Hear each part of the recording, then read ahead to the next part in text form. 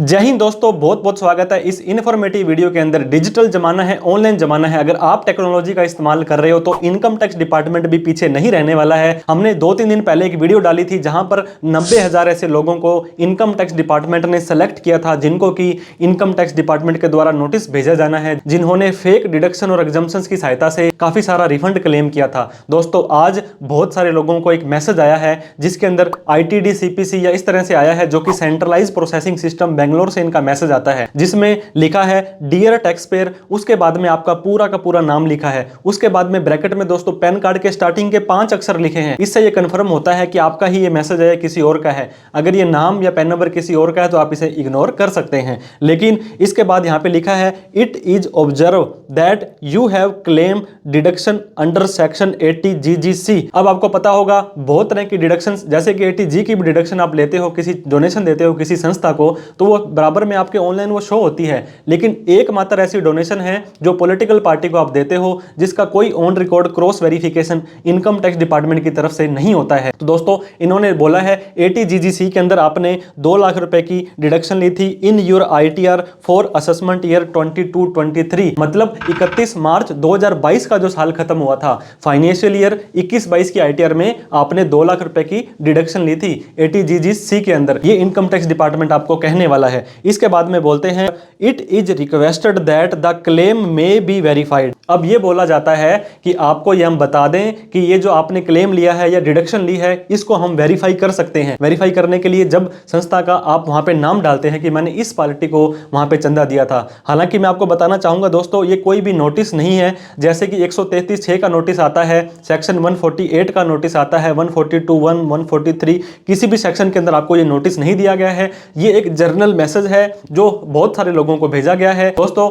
बहुत सारे लोग जो डिडक्शन और एग्जम्पशन जेन्युइन भी लेते हैं, ऐसा हम नहीं कह रहे हैं कि सारी की सारी डिडक्शन लोग फर्जी लेते हैं, लेकिन सभी लोगों को जिन्होंने जेन्युइन छूट ली है या जेन्युइन नहीं ली, उन सभी को आया है। इसके बाद में इन्होंने लिखा है कि the claim may be verified and mistake if any. अब बोलते हैं कि आपने ये जो क्लेम लिया है हम इसको वेरीफाई कर सकते हैं, आपसे डिटेल, आपसे रसीद ले सकते हैं। जिस चंदे की आपने पॉलिटिकल पार्टी को चंदा दिया है उसकी आपसे रसीद ले सकते हैं, और आपने जिस बैंक से ट्रांसफर किया है उस बैंक की हम आपको बैंक की स्टेटमेंट भी मांग सकते हैं। इसके बाद लिखा है अगर आपसे कोई मिस्टेक हो गई है तो it may be rectify by updating the ITR by 31/3/2025। इसका क्या मतलब हुआ कि आपने, हो सकता है गलती इंसान से हो जाती है, तो आपको कोई भी फांसी की सजा ये नहीं देने वाले हैं। ये बोलते हैं कि अगर आपने गलती से ये 80 GGC की डिडक्शन ले ली थी और आपने कुछ रिफंड ले लिया था हमसे, तो कोई दिक्कत वाली बात नहीं है, क्योंकि असेसमेंट ईयर 22-23 की ITR आप असेसमेंट ईयर 2 साल खत्म होने तक, मतलब 31/3/2025 तक इस असेसमेंट ईयर की अपडेटेड ITR भर सकते हैं,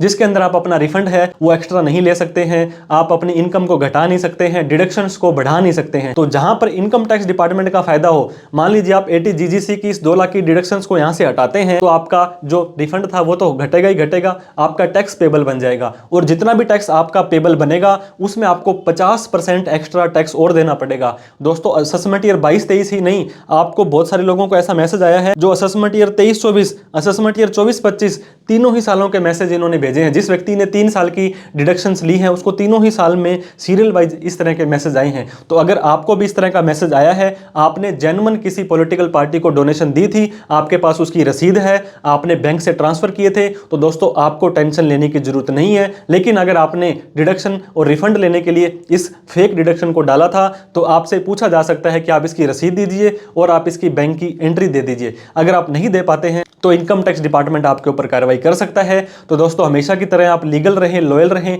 क्योंकि जितनी इनकम आपने कमाई है उतना ही टैक्स आपका TDS के तौर पर कटा है। आपसे कोई भी एक्स्ट्रा नाजायज टैक्स नहीं लेता है, तो जितना टैक्स एज पर रूल बनना चाहिए। तो इस वीडियो को आप दोस्तों अपने उन सभी दोस्तों के साथ शेयर कीजिए जिन्होंने पॉलिटिकल पार्टी की डोनेशन ली थी। अब आपके पास 2 ऑप्शन है। अभी फिलहाल 31 मार्च 2025 तक आप अपनी इस असेसमेंट ईयर 22-23 की ITR को अपडेट कर सकते हैं, अगर आपके पास जेन्युइन है, क्योंकि ऑनलाइन अभी ऐसा कोई नोटिस है, इन्होंने रिप्लाई नहीं मांगा है, सिर्फ आपको एक रिमाइंडर दिया है कि आप ऐसा कर रहे हैं तो आप सही हैं, तो बिल्कुल इस मैसेज को इग्नोर कर सकते हैं, नहीं तो आप अपनी अपडेटेड ITR फाइल कर दें। Thank you so much for watching this video. जय हिंद, जय भारत।